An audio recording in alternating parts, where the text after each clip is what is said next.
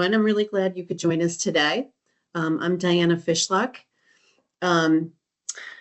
This is the third of 4 webinars that PA Treasury is hosting this month for National Disability Employment Awareness Month.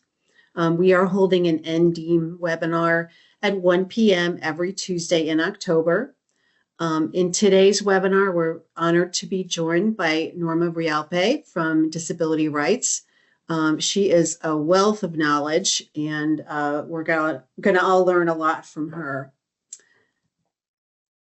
I am just going to call up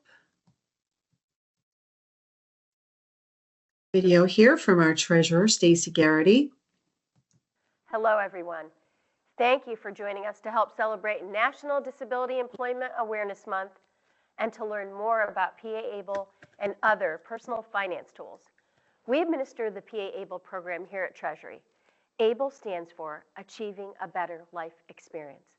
And that's exactly what this program does for Pennsylvanians with disabilities.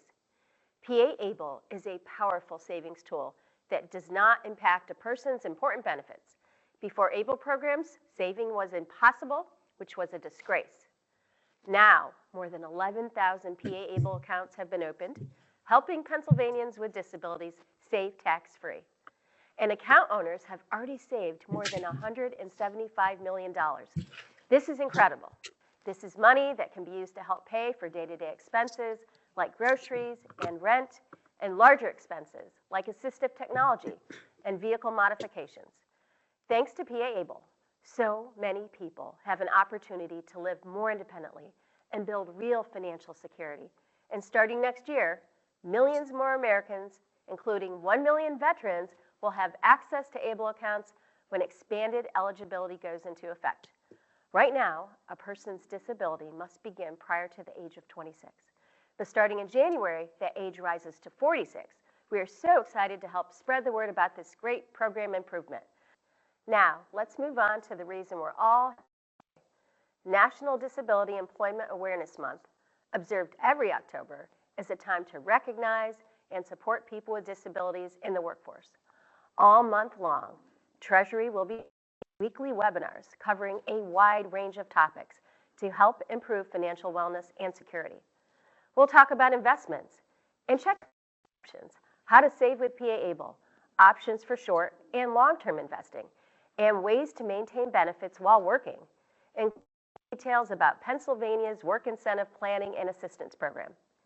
We'll hear from experts across the disability community, including the Pennsylvania Assistive Technology Foundation, County Financial Empowerment Center, Disability Rights PA, and we'll hear directly from Pennsylvanians with disabilities who will share their insight into financial empowerment. Thanks again for joining us today to help celebrate National Disability Employment Awareness Month. These webinars will help you discover great tools to help you or a loved one succeed. Please enjoy the session and visit paable.gov to see recorded sessions you may have missed. All right, thank you so much, Treasurer Garrity. We're going to get back to the slides now. All right, so I have a little disclaimer I need to read to you about our recording.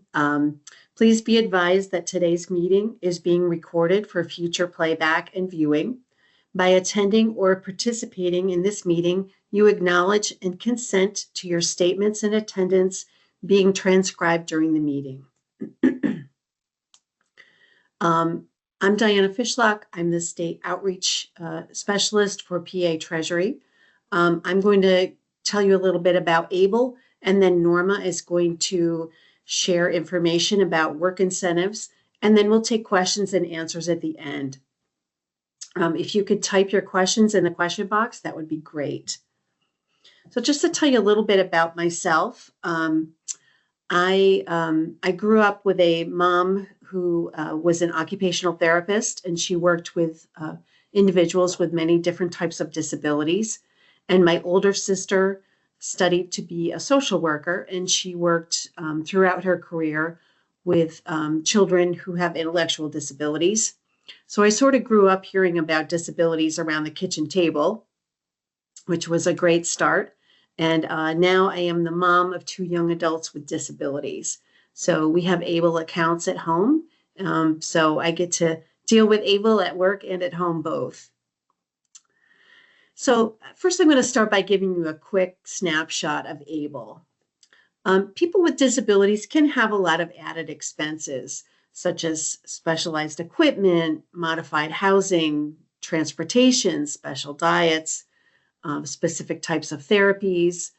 Um, Traditionally, the kinds of benefits that individuals with disabilities received had thresholds, and people were only able to save a certain amount in order to still maintain receiving those benefits. But the ABLE program provides a way for individuals with disabilities to save for the future while they're able to maintain those important benefits. ABLE is available to people who have an intellectual disability, a physical disability, or a psychological diagnosis. Funds are easy to access, and they can be used for virtually anything that helps the individual. Anyone at all can contribute, including the person with a disability, loved ones, families, friends, employers. So PA ABLE is helping Pennsylvanians with disabilities to save for a more secure and flexible future. It's an exciting time for us right now at ABLE because ABLE is about to expand quite a bit. Traditionally, since ABLE began, it has been available to individuals whose qualifying disability began before their 26th birthday. Starting in January, ABLE is going to be available for people whose disability began before their 46th birthday. A person can be any age when they open the ABLE account, from an infant to middle age to senior citizen, as long as their disability, their qualifying disability, began by the appropriate age. But we're excited about that age expansion because it's going to mean a lot more people can be eligible to open ABLE accounts if they want to, including a lot more veterans, a lot more people with autoimmune diseases, and people in general.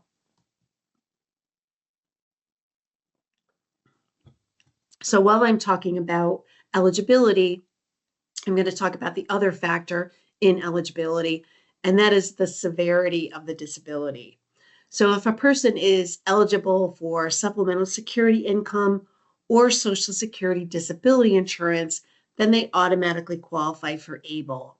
But if they don't qualify for one of those, they can self-certify with a written diagnosis from a physician. I did that with my children, and it's a pretty easy process. So, ABLE is a special savings and investment product specifically for individuals with disabilities, and it gives people a way to save to live everyday lives. It provides a way for people with disabilities and their families to save for important items and just everyday expenses as well. Funds in an ABLE account are not counted when determining eligibility for any federal benefits that look at a person's savings. Additionally, Pennsylvania savings, additionally, savings in a Pennsylvania ABLE are not counted against certain Pennsylvania benefits, specifically those for health, disability, or student financial aid.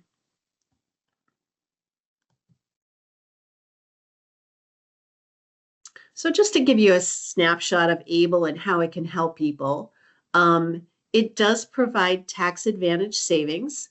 There are tax benefits both to the account owner and to any Pennsylvania taxpayer who contributes. This calendar year, most ABLE accounts can receive up to $19,000 in contributions. Some can accept even more if the person is employed. I'll tell you about that in a few minutes. We're looking at two different time periods here. So this year, most ABLE accounts can receive up to $19,000. And then over time, if a person is receiving SSI, they can save up to $100,000 in their ABLE account.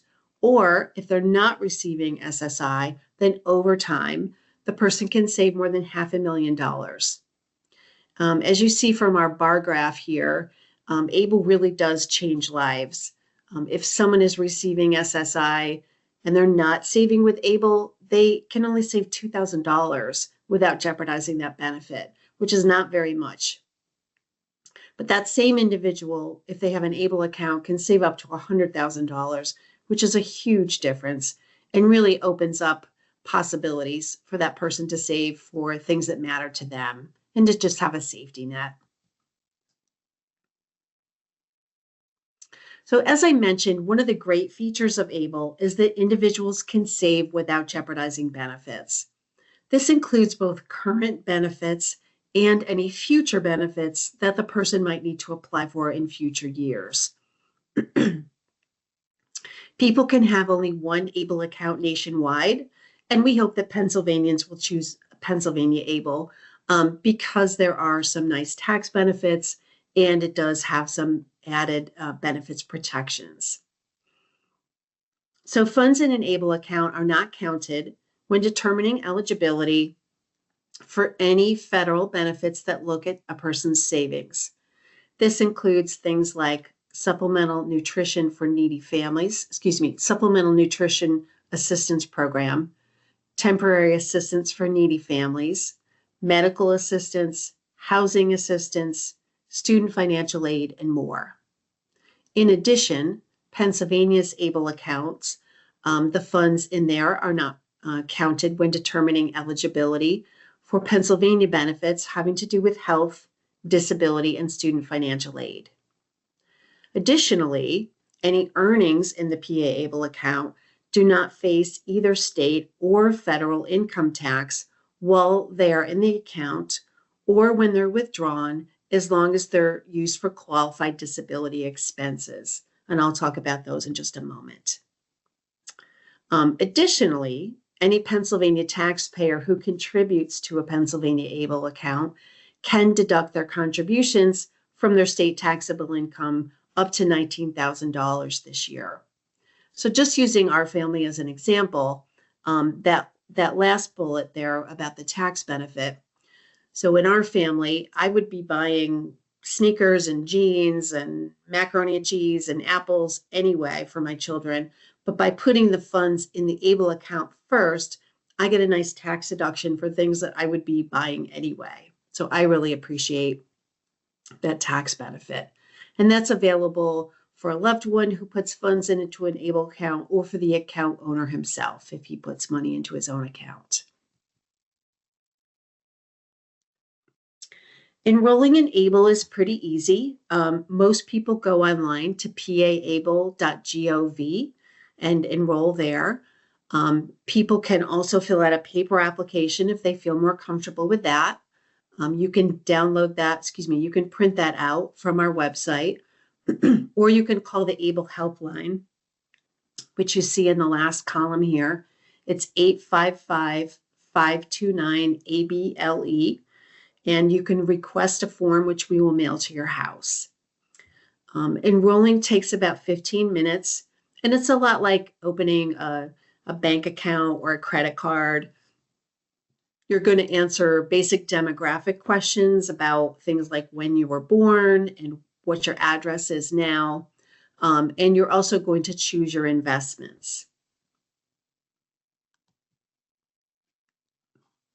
So when you open an ABLE account in Pennsylvania, you have some options on how you invest.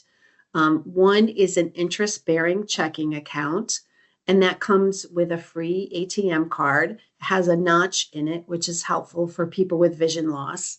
And you can use that card at stores or at ATMs.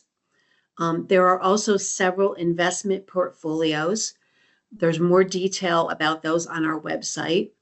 You can get on there and learn all about them. They range from conservative to aggressive, and they're all a mix of stocks and bonds and cash. In addition, we also have a money market option now. So when a person opens their ABLE account, they can choose any one of those or any combination up to all of them if they want. So there's a lot of flexibility built in that way as well. There's also flexibility in how you contribute. So to put money into an ABLE account in Pennsylvania, you can write a check. You can move money electronically between an existing bank account and your ABLE account. You can deduct from your payroll, whether you're the person with a disability or a loved one. You can contribute to an ABLE account directly from your payroll.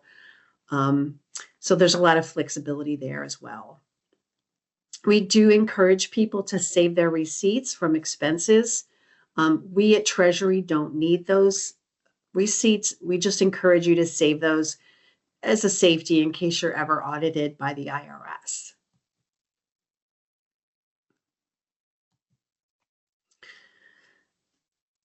So ABLE accounts that are owned by an individual who is of age and has the ability to enter into a contract. The person who is the account owner certainly can open and manage that account for himself if he wants to, or if he would prefer, he can have any other person of his choosing open and manage that on his behalf. If the person with the disability is a minor or someone who lacks the legal capacity to enter into a contract, then the ABLE account must be opened by another person. And that person could be someone with power of attorney, a legal guardian or conservator, a spouse, a parent, a sibling, a grandparent, or a Social Security Administration representative payee. So one of my favorite things about ABLE is that it can be used for a huge variety of things. There are qualified expenses that are listed in the law, things like education, transportation, housing, assistive technology, personal assistance, legal fees, and more. The law also spells out that it's fine to use ABLE for everyday expenses.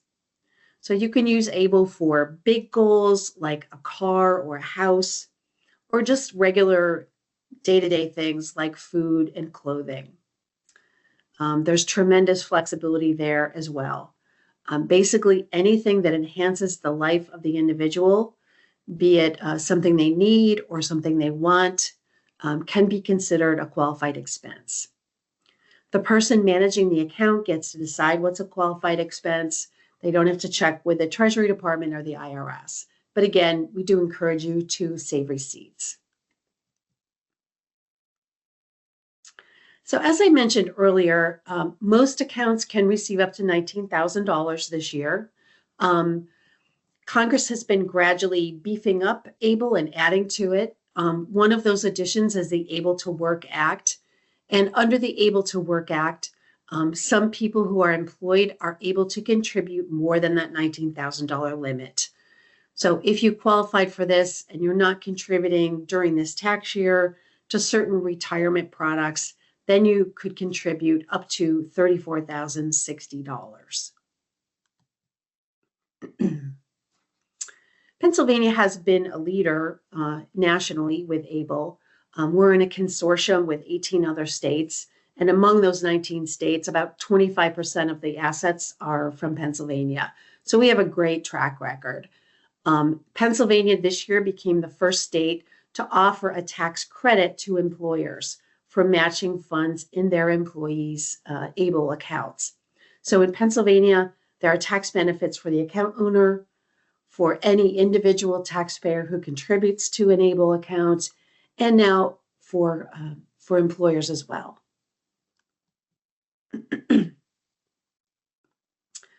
If there are any professional representative payees on the webinar today and you would like to be included in a group of professional representative payees who meet now and then, you can add your email address in the chat box or in the Q&A. We can add you to that list. Now I just have a few quick slides that show a few of our success stories, a few real people who have PA ABLE accounts who were willing to share their stories. So Sarah Nye lives in the mid-state. She's shown here with her mom, Carol. And Sarah loves to use her Able account to go to rock concerts. She's a big music fan. When I first spoke with her, she was very excited because she was about to turn 21, which meant that now she could see more rock concerts because she could also hear music in casinos. She hopes to save for a house someday, maybe a house at the beach, and where she can have a cat and play loud music. She likes the flexibility and the independence that Able allows her.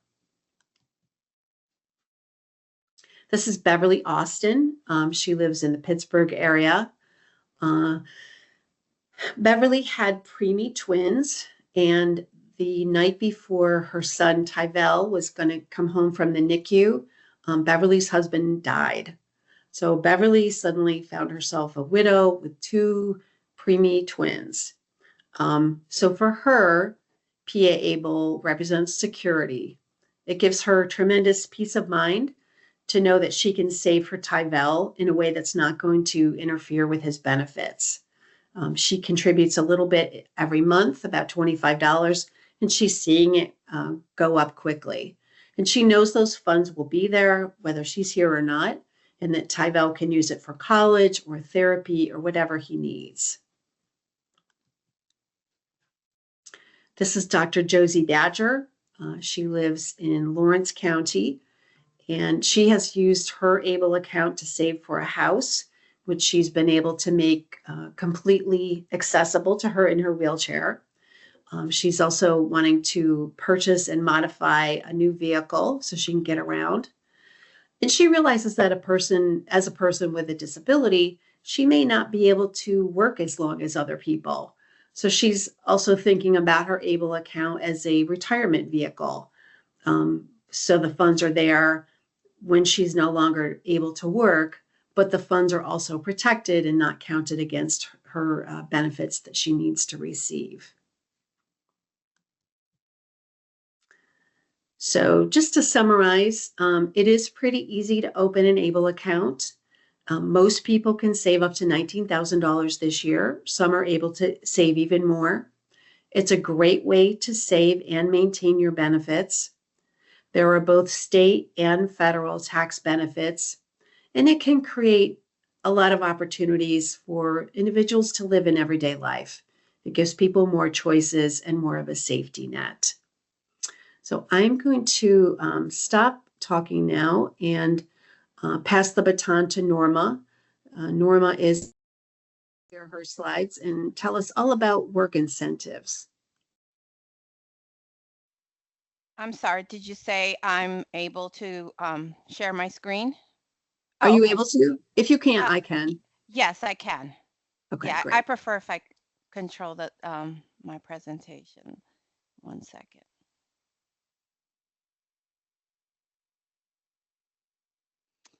Uh, 1 second. I want to make sure that I am. Oops. Does everybody? Okay, let's do this again. 1 second.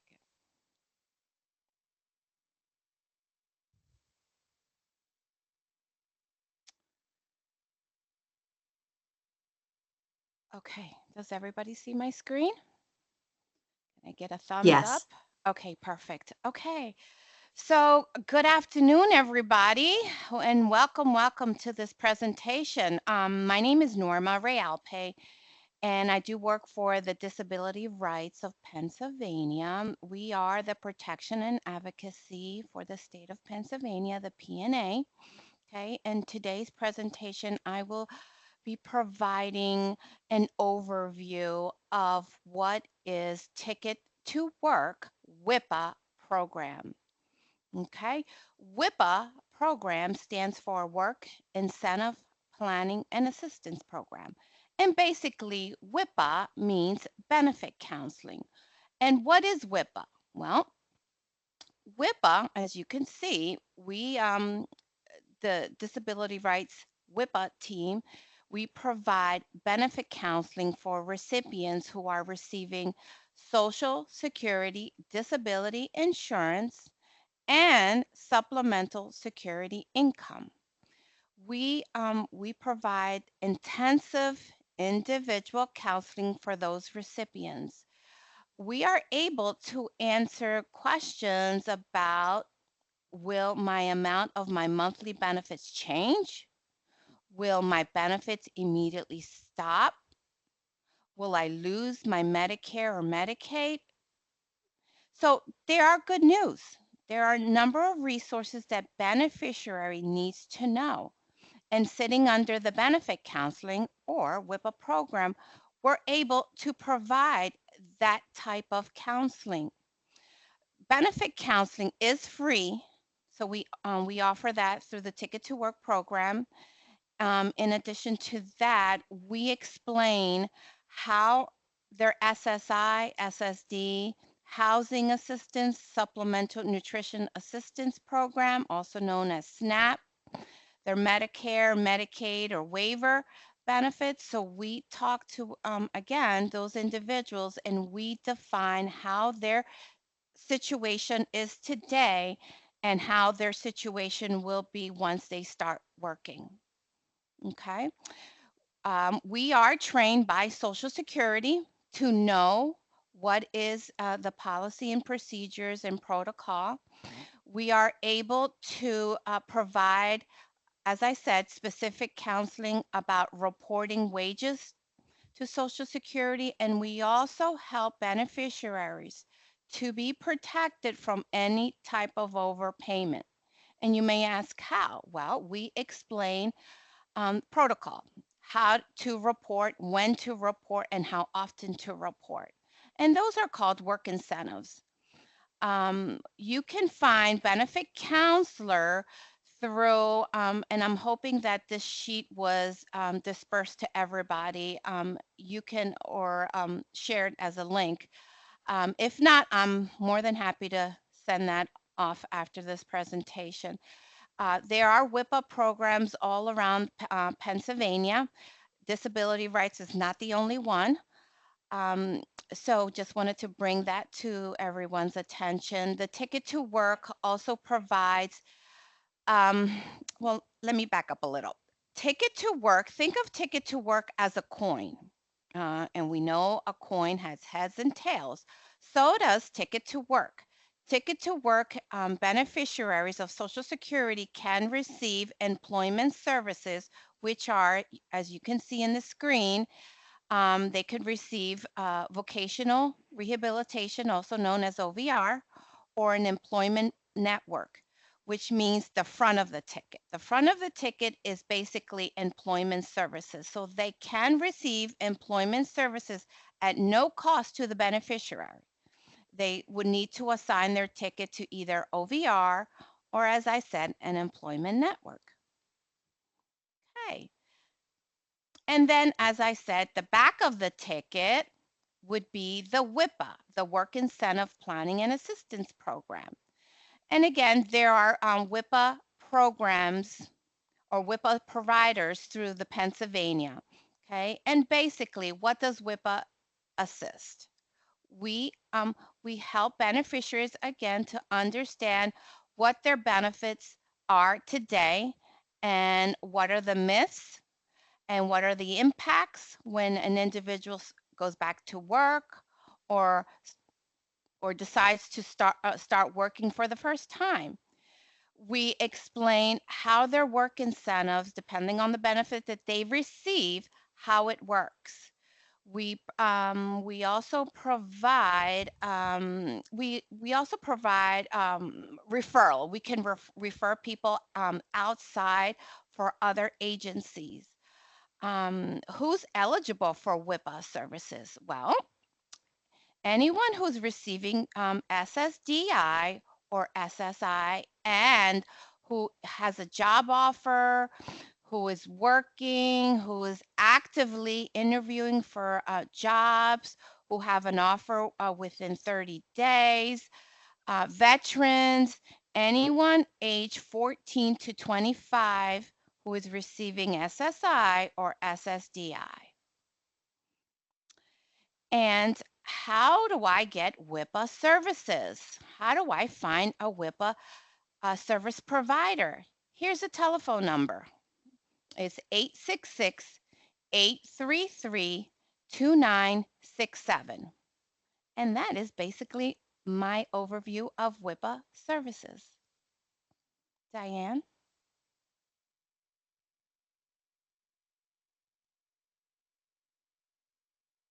Thank you so much, Norma.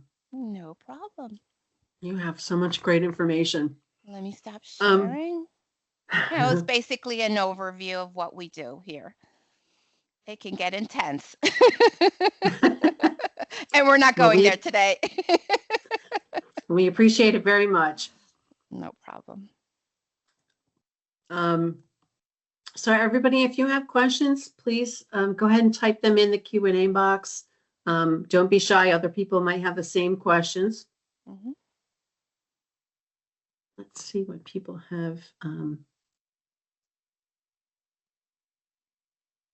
typed in so far. So one question, is there a list of items or expenses that are considered tax exempt? Where can I find such a list for tax purposes? So as long as your withdrawal is for a qualified disability expense, then there's no tax on the earnings. And a qualified disability expense, the person managing the account gets to make a decision on that. And it basically can be anything that is helpful to the individual, something that enhances their quality of life. Education, transportation, all kinds of things. It's very flexible. So you wouldn't want to do something illegal, but other than that, it's extremely flexible on what makes a qualified expense.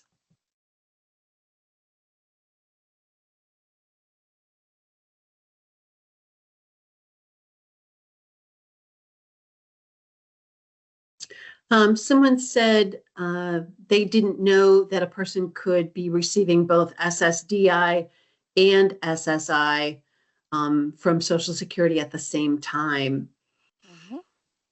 Mm-hmm. Is that something you can speak to, Norma? They asked where they can go for more information to determine whether they would also be eligible for SSI. Okay, so the WIPA program, we do not get involved in eligibility. That you would have to go to Social Security website and apply online. Yeah, we don't get involved in that. That's a totally different beast. We don't tread. We work with people who are already on the benefit, who is contemplating and returning to work. Okay. Someone asked about the age limit. I think that would be able. Don't you think? You don't have age limits on yours? Okay. No, So, no. Well, retire. It depends. Yes. So, someone who is about to retire, depending on the year they're born, there's not a specific age. So yeah. So the benefits, like for example, someone on a Social Security disability, they will get a letter from Social Security and say that they've reached the full age of retirement, and then their benefits will roll into retirement. So, and that's when the WIPA team, we would close that client because they've reached retirement age. So again, it could vary. It could vary from 65, 66 in 10 months, 67. It all varies. So I'm okay. hoping that was the question. Okay. And I'll answer that from the able side. And if you still have questions related to age, if you want to flesh it out a little bit, we'll be happy to try to answer that. So as far as age with able, if you were to open an able account today, you would need to be in the situation where your disability began before your 26th birthday. On January 1st, that age of onset is going to increase. So on January 1st, and going forward from there, if a person's disability began before their 46th birthday, then they can be eligible for ABLE.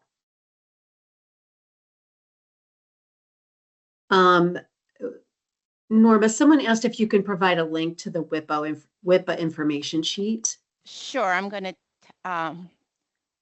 right here you go. Someone asked, does an individual get their own agent or helper to help them decide things about the account? And then the person talked a little bit about their disability. So we don't provide that from the Treasury side, but if you had a trusted person in your life, a family member, or someone you've known a long time, then they could help you with that from that end. It is something that's allowed. You can have someone help you manage the account, but it's not something that we are able to provide.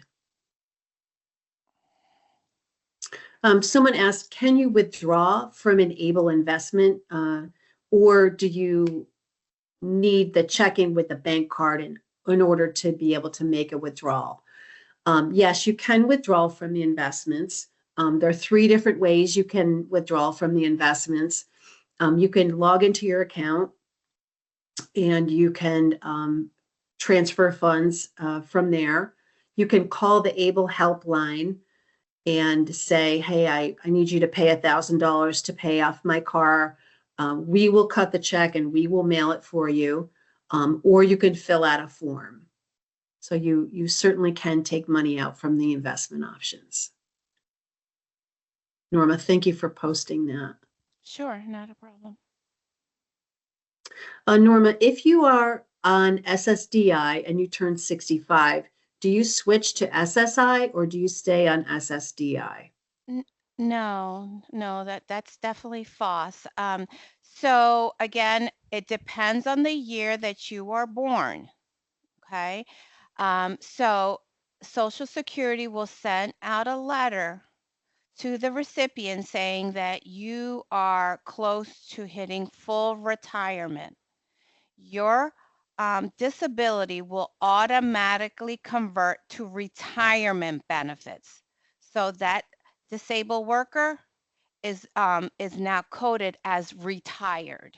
So it's retirement benefits, a different bank per se. Okay, thank you. Mhm.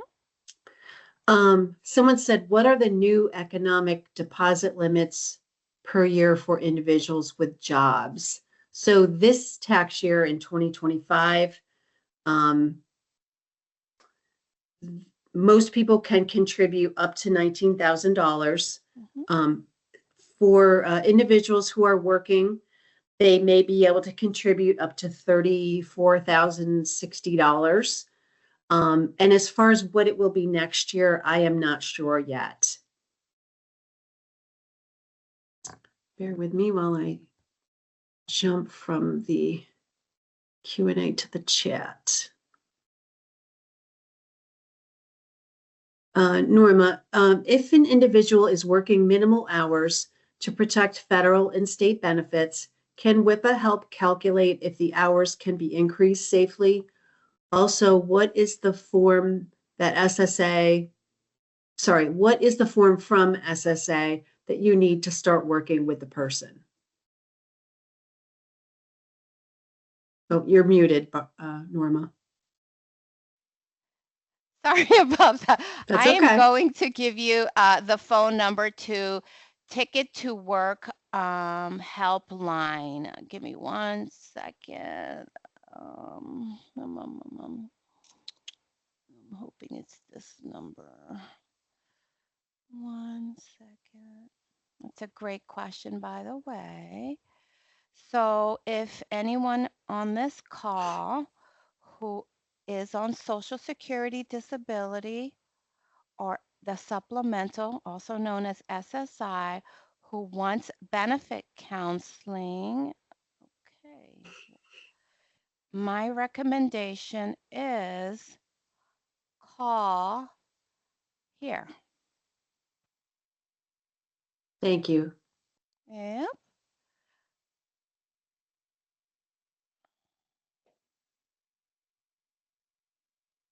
I also want to give the person who asked about once their retirement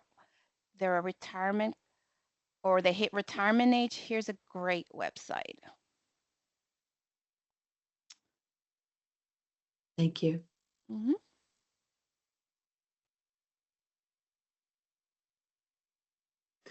Mm-hmm. Someone said, my son does not have SSI or SSDI. He has yet to apply.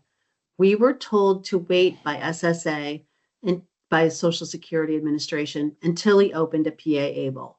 He was unemployed for 18 months and now he is working full time.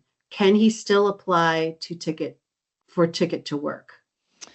No, no, the recipient must be deemed eligible for either SSI or SSDI. And again, the ticket to work, you have to be 14 to 64 and about to work. So ticket to work WIPA is about, recipients who are interested in working. So that's why it's called WIPA, Work Incentive Planning and Assistance Program.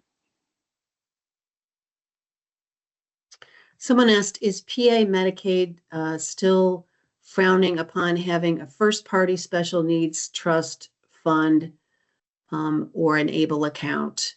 I have not heard any problems with that. That would be a question you would want to ask people in the Medicaid world. Yeah, I never heard of that either. Let's see. Someone said, my son works and needs his car to get to work. Can I write off his monthly loan payment and his car insurance? So when you say write off, I think you mean taxes, and I'm not sure about that. If you're asking whether he could pay that out of his ABLE account, whoever's managing that account can make that decision. Transportation is specifically listed as an approved type of expense. And if you or your son is managing the account, you get to make that decision about what is a qualified expense. Someone asked, do you have any data on what percent of Pennsylvanians are eligible for PA able but are not enrolled? I do not have that.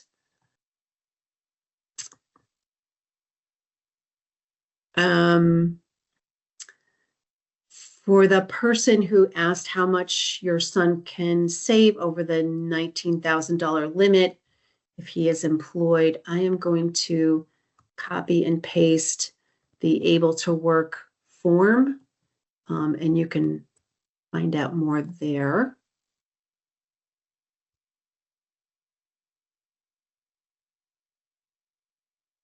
And someone asked about the list of items that are considered tax exempt. I think you mean qualified expenses, and I think I can paste that into the thing in just a moment.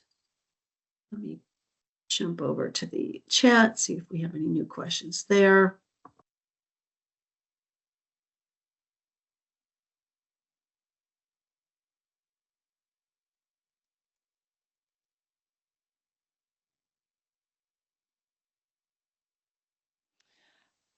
Oh, if I may also say, Sure. I'm going to add another Social Security website. There is a table of what is full retirement based on birth year. This should be really helpful. Here you go. Thank you. Mm-hmm. Someone asked about the $34,060 limit for individuals who are employed under the Able to Work Act. So there's a form on our website. If you go to resources and then in the drop-down menu, go to forms, there's a form for the Able to Work Act that you can fill out. You have to fill that out in order to be able to contribute more than the $19,000. And once anyone at all can contribute to the ABLE account, but once the ABLE account receives the $19,000 limit for the tax year, the person with the disability himself is the only person who can continue to contribute during that tax year. Someone said, I received a paper check. How do I get it into my ABLE checking account? You could sign it over and mail it if you wanted to, or you could deposit it in a outside checking account and write a new check into ABLE. Let's see.